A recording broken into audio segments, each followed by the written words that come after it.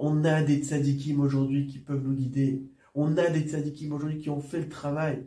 Rabbi Nachman, il dit pour sortir Tikkun HaKlali, il a dû perdre 2 de ses enfants. Il a une maladie très grave. Mais les tzadikim, ils donnent leur vie pour sauver le Ham Israël, de sortir des réparations aussi puissantes et aussi grandes. Bonjour à tous, Bezrat Hashem. Aujourd'hui, j'ai pensé à quelque chose qui m'a bouleversé. C'est par rapport aux otages. On a des otages qui sont aujourd'hui retenus par le Hamas et on a pris pendant des mois et on a tous, je pense, énormément prié pour qu'ils soient sauvés. Et en fait, en pensant à ça, je me suis dit, mais attends, il y a tellement d'autres otages que je connais, que l'on connaît, de notre peuple, qui sont otages de leur Shlom Bayit, qui sont otages de leurs dettes, qui sont otages de leur Yetzer Hara. Et ça ne nous choque pas. On continue notre vie comme si de rien n'était. Mais quand maintenant tu vois le Hamas, le mal, qui vient capturer des gens de chez nous, qui les emmène dans leur souterrain, et qui les gardent, et qui leur font du mal, là, on ne peut rien laisser passer, et on devient fou. Et on vient en priant, en pleurant, et en faisant tout ce qui est impossible pour sortir ces otages des forces du mal. Mais pourquoi tu ne penses pas à tes autres juifs, aux autres juifs, à tes frères, à tes sœurs, qui sont pas plus ou moins otages de leurs problèmes?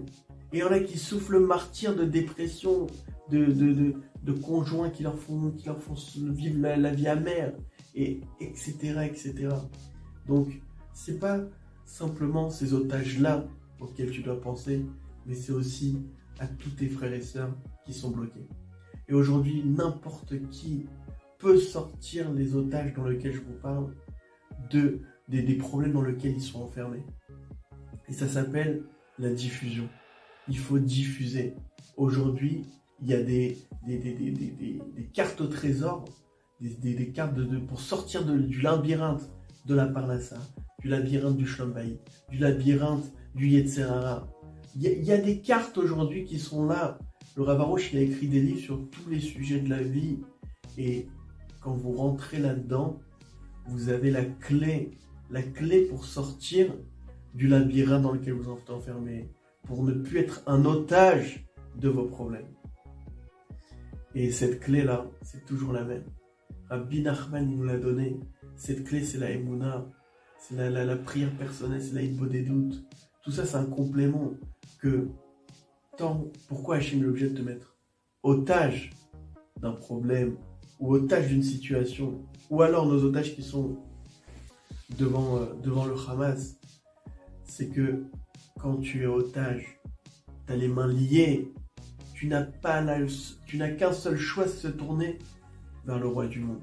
Lui, il peut me sortir du Hamas, accord, pas accord, en donnant des prisonniers, pas de prisonniers, avec une guerre, pas une guerre, l'Amérique, pas l'Amérique. Hachem, toi, tu peux me sortir de ce trou. Hachem, toi, tu peux me sortir des forces du mal parce que toi, tu peux tout. Et il n'y a que quand la personne, elle est otage, qu'au final, elle va se tourner vers Hachem, qu'au final, elle va vraiment crier vers Dieu. Parce que tant que tu as d'autres solutions que de tourner vers Dieu, alors tu ne mets pas ta Emouna à 100%. Tant que tu as d'autres solutions que Dieu, tu ne pries pas vraiment. Et c'est ça la Tseakat Alev, le cri du cœur. C'est quand tu arrives au cri du cœur, quand tu es persuadé que c'est le seul qui peut t'aider, quand tu es persuadé que Enod Milvado, il n'y a rien mis à part Hachem. C'est ça pourquoi Hachem nous met otage de nos problèmes. Et le Rav va te le détailler dans chacun, dans l'épreuve que tu vis, dans chaque livre, en fonction du sujet, mais au final, c'est toujours le même point. Plus tu vas comprendre qu'il n'y a que Hachem qui peut t'aider, plus tu vas commencer à lui parler, à lui demander de l'aide, à lui demander de te guider. Hachem, il n'y a que toi qui peux me sortir de là.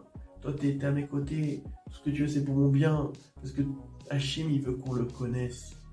Hachem, il veut qu'on soit main dans la main avec lui. La vie, le bonheur, c'est de savoir qu'il y a le roi du monde à tes côtés.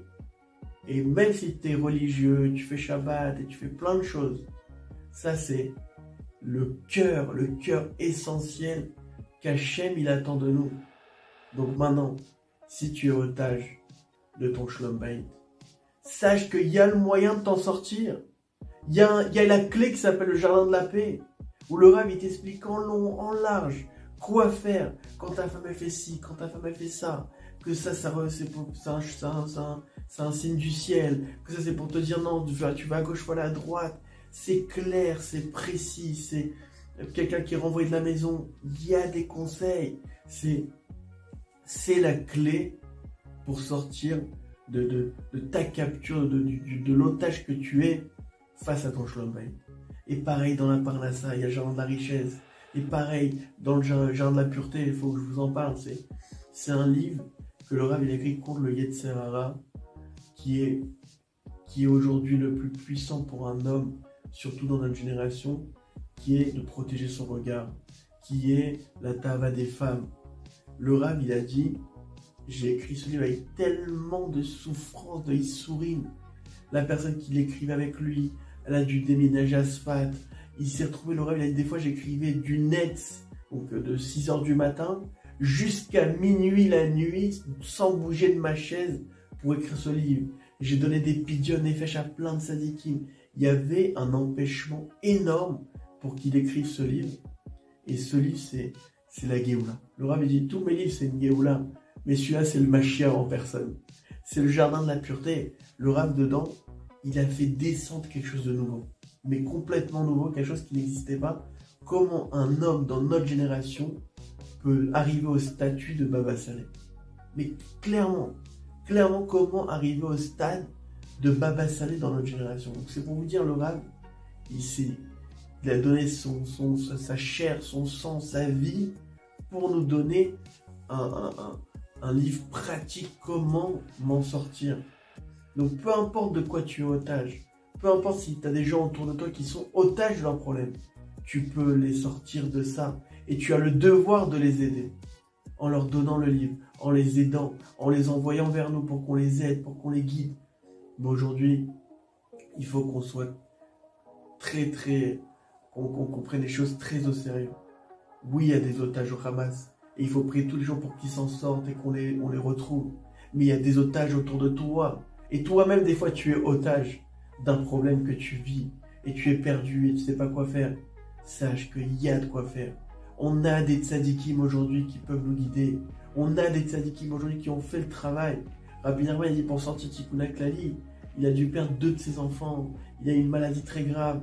Mais les tzadikim, ils donnent leur vie pour sauver le Ham Israël, nous sortir des réparations aussi puissantes et aussi grandes. Donc, je vous invite à prendre très au sérieux qu'il y a plein d'autres otages. Il ne faut pas les abandonner. Et tous les jours, prier. Et nous, on a 2 devoirs.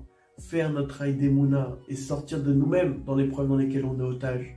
Et de prier, et de faire Idbodedou, d'être travailler sa Emouna, et de se renforcer, et d'étudier le sujet dans lequel on est emprisonné.